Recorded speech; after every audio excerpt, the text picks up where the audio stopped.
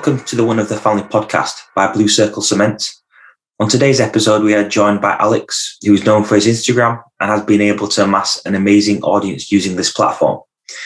On this episode, we will be discussing projects that Alex has carried out previously and the importance of project management.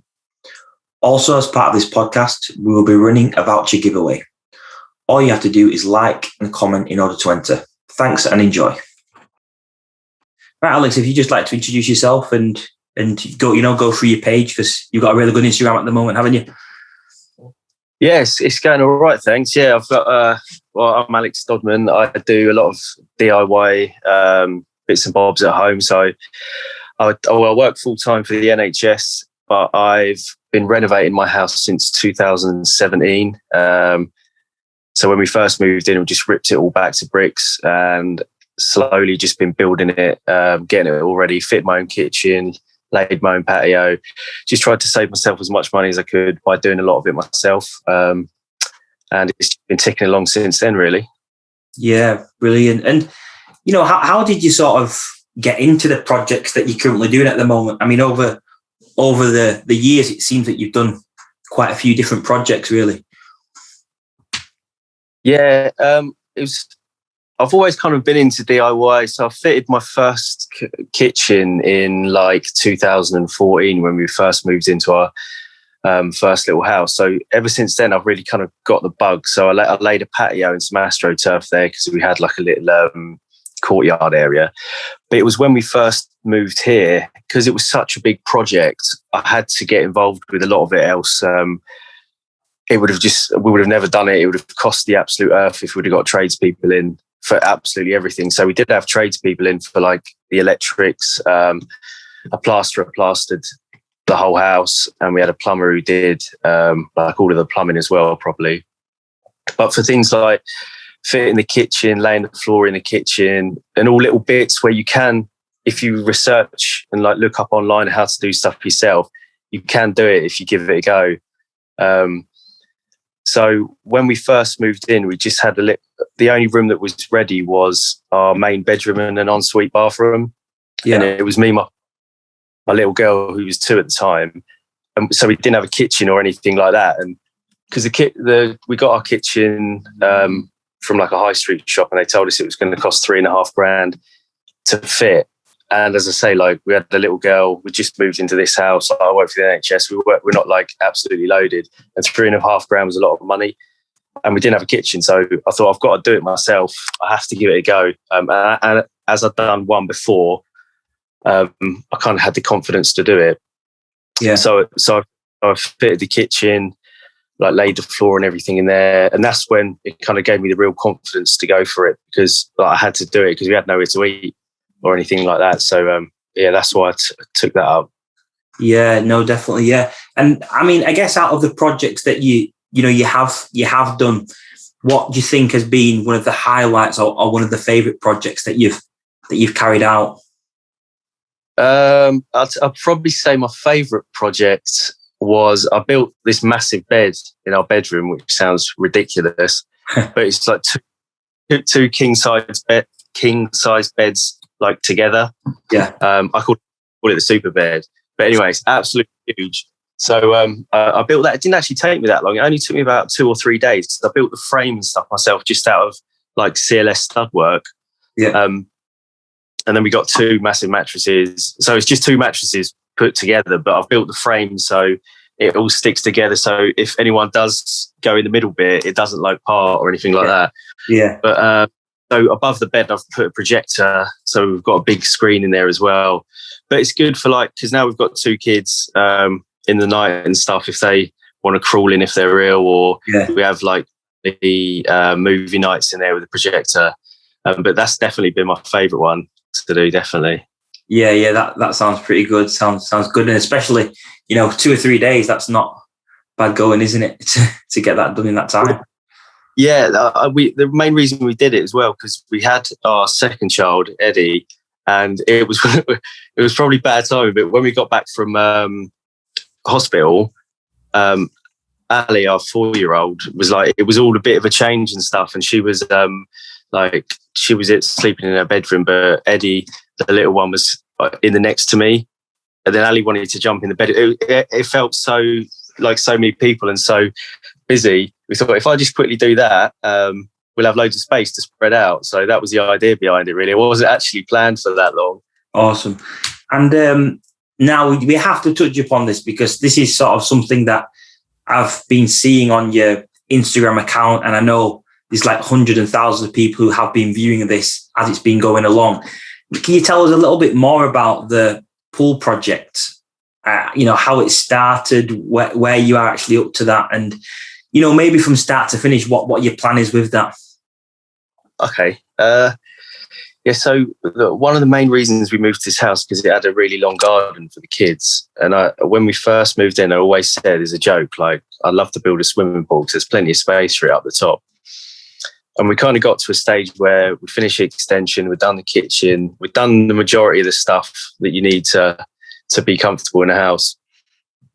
And I actually watched a YouTube video of this lady in Holland build her own swimming pool. It's a really good video to watch if anyone wants to watch it out there. She does such a good job.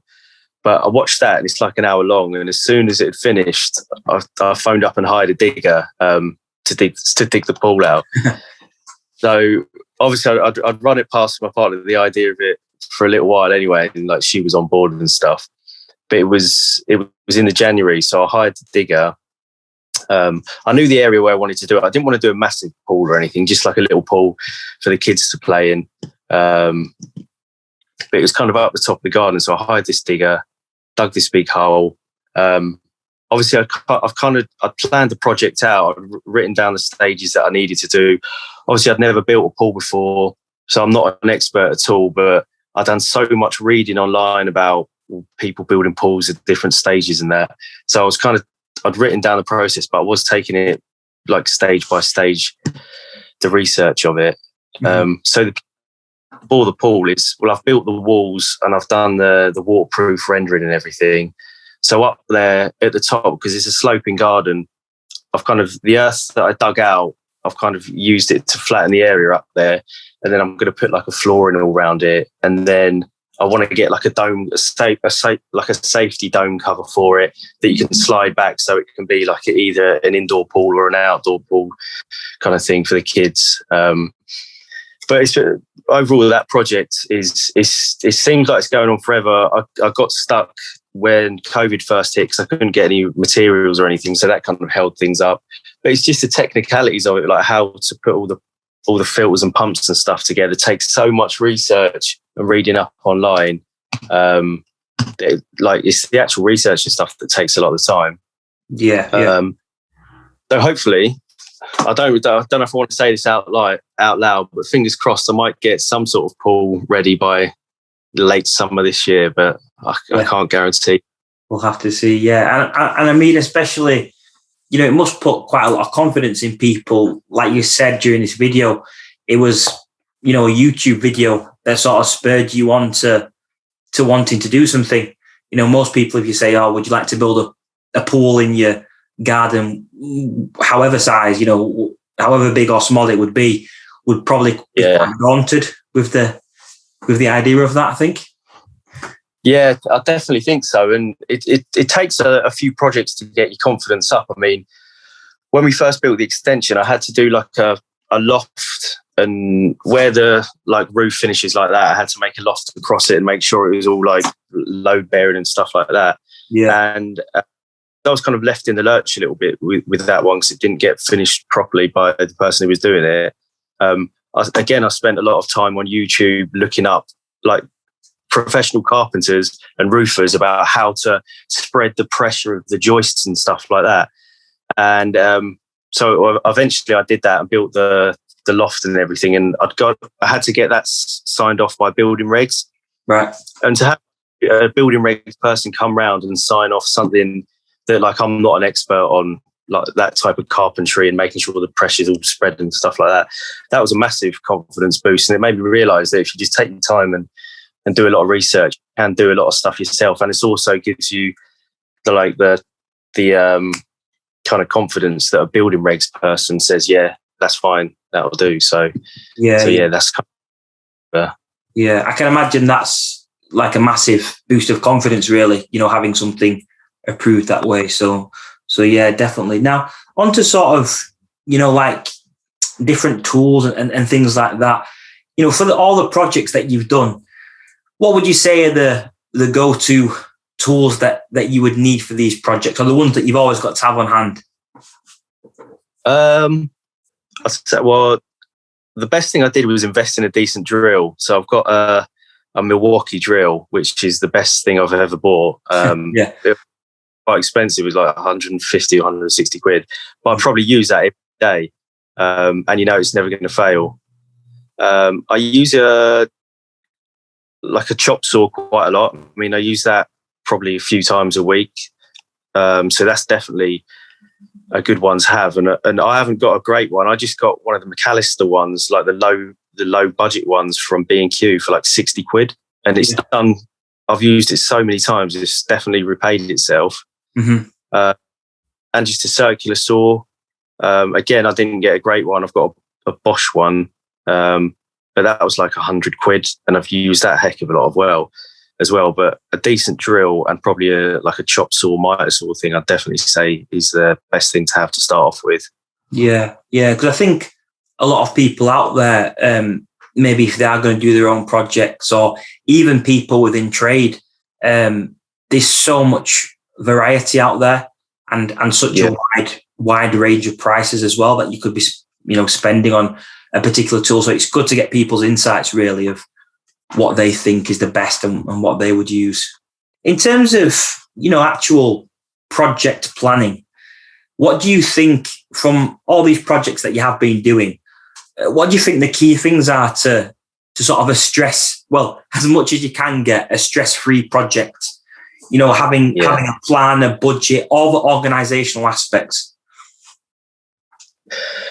Well, I'd definitely say now, I'm not actually that good at this because I do flip from project to project quite a bit. But for the ones that I have properly planned out, I mean, I built my daughter a slide bed in her bedroom with a starlight ceiling and stuff. And that was one of the projects that I just said to myself, I'm going to focus on this and that's that. And so I designed it. I drew out all the measurements and everything. Took my time sourcing the materials, so I wasn't spending loads of money.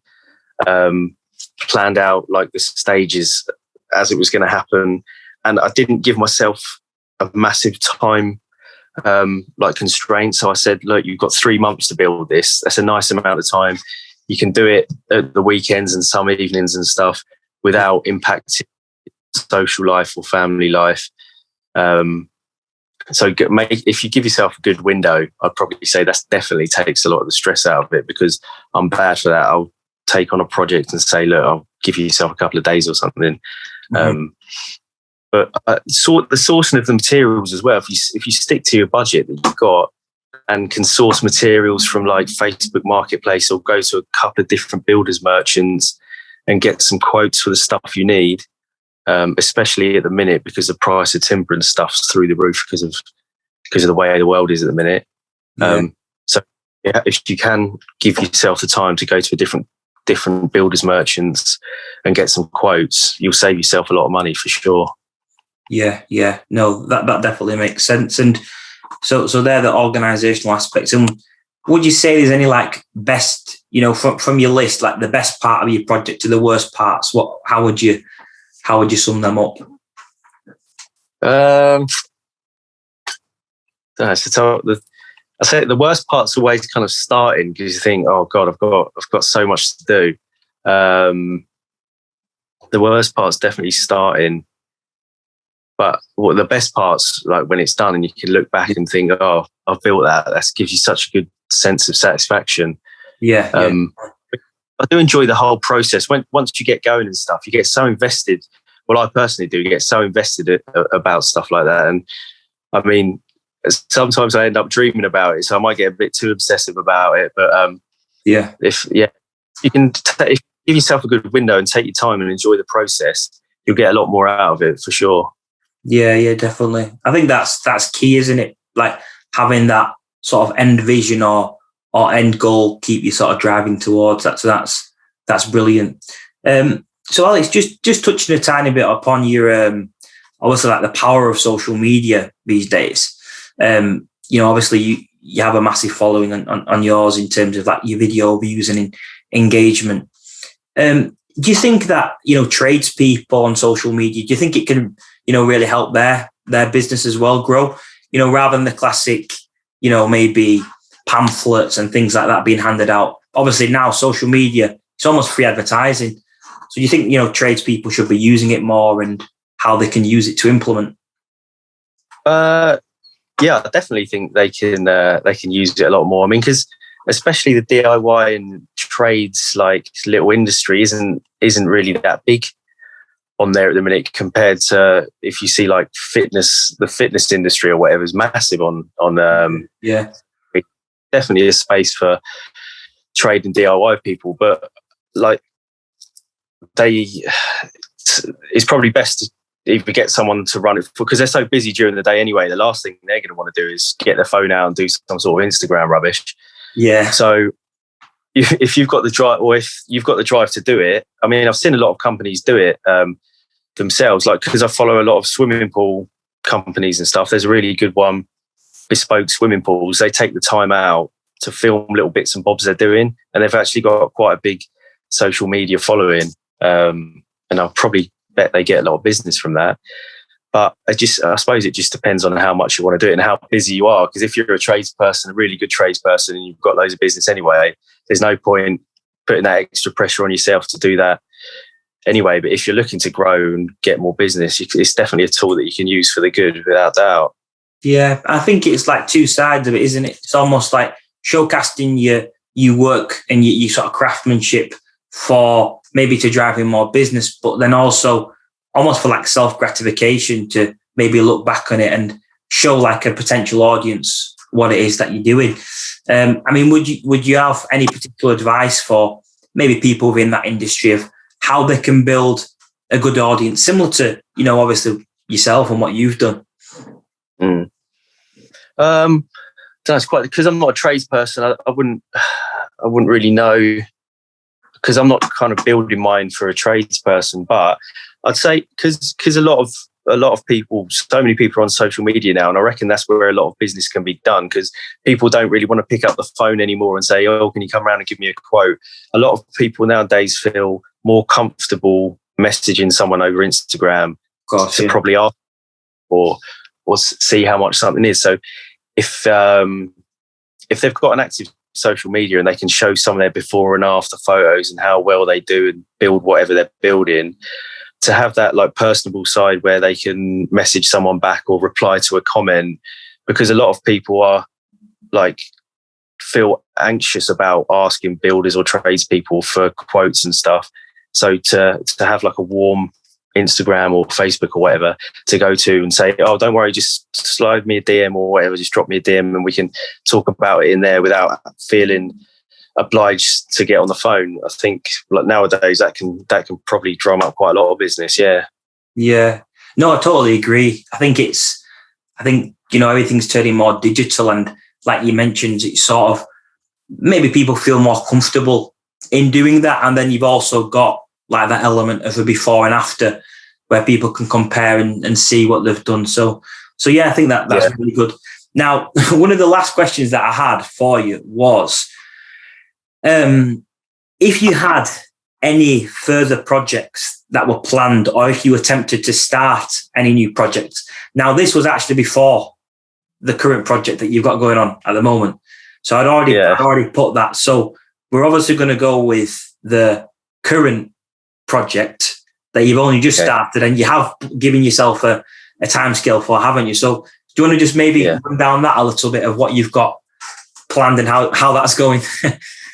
Okay, so I just finished rendering the pool actually a couple of weeks ago, and I'd looked at my work calendar and I realised that the Euros were kicking off in 2 weeks' time, and because it was cancelled last year, and like I really wanted to enjoy it this year because like I'm a football fan and stuff, and I'd always wanted to have a hot tub and pergola on the down on the patio. but I just never got around to it because, like, we've got 2 little kids, the patio kind of area, I'd astroturfed it, so it was like a big kids soft play area. Yeah. But I thought I've got a 2-week window here. It's definitely doable. So that kind of just sparked my imagination and like my motivation. I thought I could actually do this here if I put my mind to it. So I kind of planned out what I wanted to do, drew it out, realised what materials I needed. So I went to a builder's merchant, a really good one called Bedford Timber, and got all of my timber, treated timber for it. Come home, started building it, kind of tried to sort out a hot tub and a projector screen and a projector for it. And I'm building a little bar area. So if you're not in the hot tub, you can sit on the side at the bar and drink. But on the time that we're recording this, it's Tuesday and I've got quite a lot to do by Friday, but I think I'm going to do it. I think I'm just going to get it over the line. Yeah, fingers crossed, just in time for the Euros. And the last thing, Alex, I guess we have to ask this, and I know I've asked this previously, something maybe a little bit unrelated, but how do you think we're actually going to do in the Euros? What are your predictions? It's always, you always got to believe. I believe that it's coming home. Finally, it's going to come home. If you don't believe, I don't know, there's no point watching it, but I reckon it's going to be our year this year. Yeah. Well, fingers crossed. We'll have to wait and see. But no, brilliant. Thanks a lot, Alex, for joining the podcast. Thanks for a lot of the insights and information that you've given, and all the best, and good luck with the projects that you have currently and the ones that you'll do in the future. Nice one. Thanks for having me on. Thanks, mate. Cheers.